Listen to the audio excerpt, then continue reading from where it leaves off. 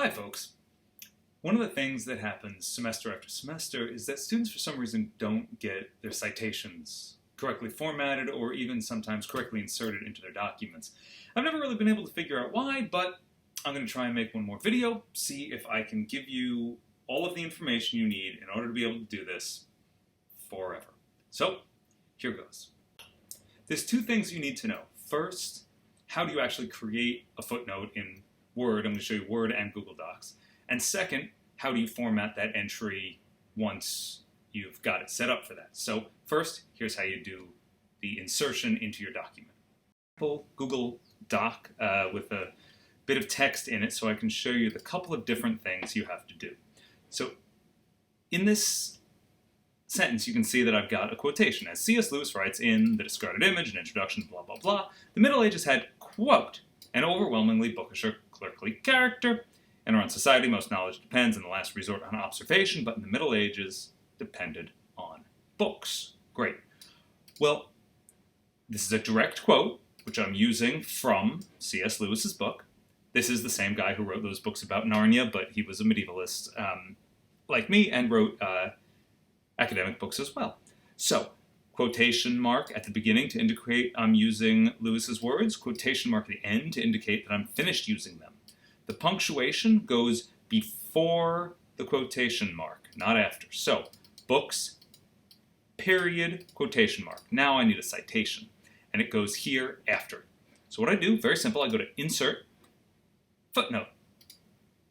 When I do that, it creates a little superscript 1 up here, and down at the bottom of the page, under a little line, creates a space for me to type it. Now, I've gotten this quotation from page 5 here of The Discarded Image. I found it on Google Books so that I could show this to you.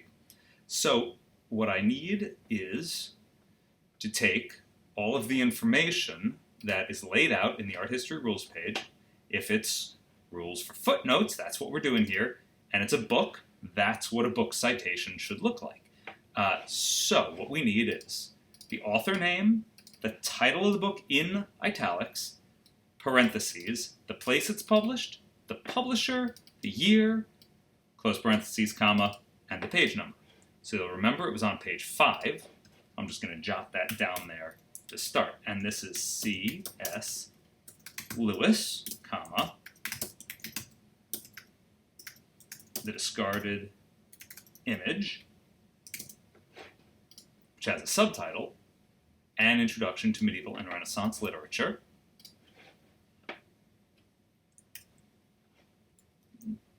Okay, An Introduction to Medieval and Renaissance Literature, in italics, parentheses. We go to the title, copyright information page. We can see it was published by Cambridge University Press, unsurprisingly, in Cambridge. And it was first published in 1964, though reprinted. And this one would be the most recent version of this, which is therefore this Canto edition of 1994. These reprints don't really matter because that's really the publishing date, so it's going to be 1994. So Cambridge University Press, Cambridge, 1994. So Cambridge University Press, comma, 1994. Close parentheses, comma, 5. That's it. That's the whole thing. That is a perfect book citation. Now, if we come here, we'll see another line. The book most thoroughly trusted, consulted, and revered was the Bible, a book that is itself rather concerned with its own status as a written text. Now, this is also something, let's say I'm borrowing from Lewis, but is not a direct quotation. So no quotation marks, but I still need a citation. Very easy again. Insert footnote. Note that it has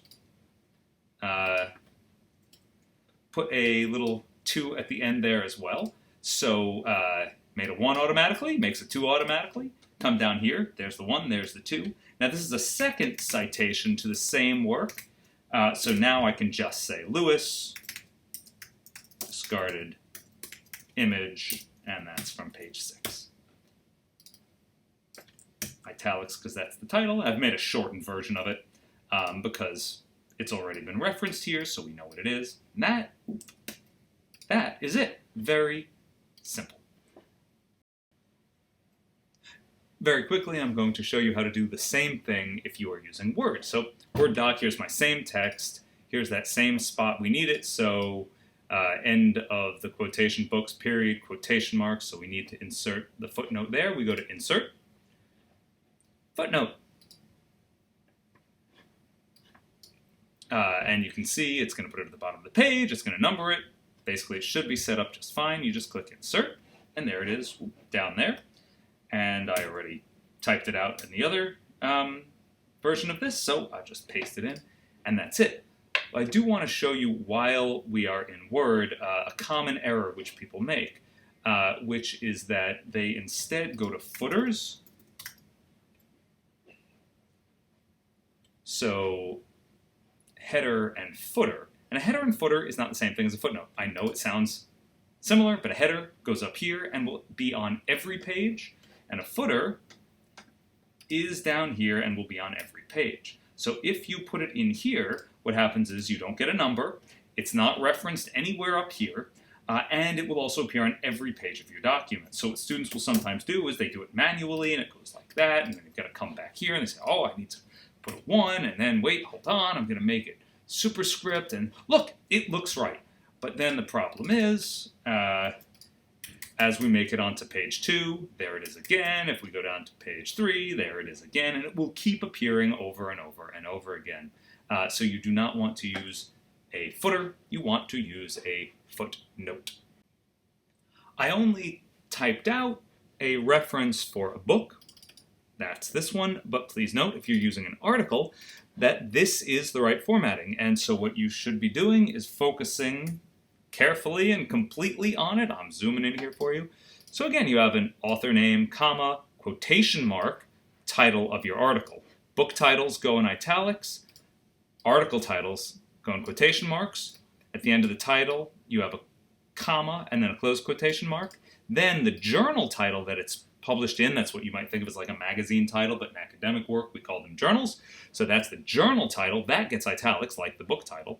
And then you get its volume and its issue number, parentheses around the year, colon, the whole page number reference for the articles. This is an article that runs from page 61 to 79, comma, then the page number that the information or quotation comes from, this page 169. It's a little bit different if instead of being an article in a journal, it's an article in a book called a collection of essays. And you can look through that here. And for a web page, this is the citation format that we use as well. So again, you've just got your author name, comma, and then a quote, the title of the actual web page, subpage you're on, comma, close quote, and then the main website that's housing all of that information, the year that it was published, if you can find it. You often cannot on websites, but always look around and see if you can. Same with authors. Many websites don't have clearly indicated authors, but always look for them. And then in these little carets, you put in what the URL is for the web page, and then in parentheses, when you accessed it. So since web pages change all the time, then the person who's looking at your work can see that this has shifted since you looked at it, if that's what's gone on.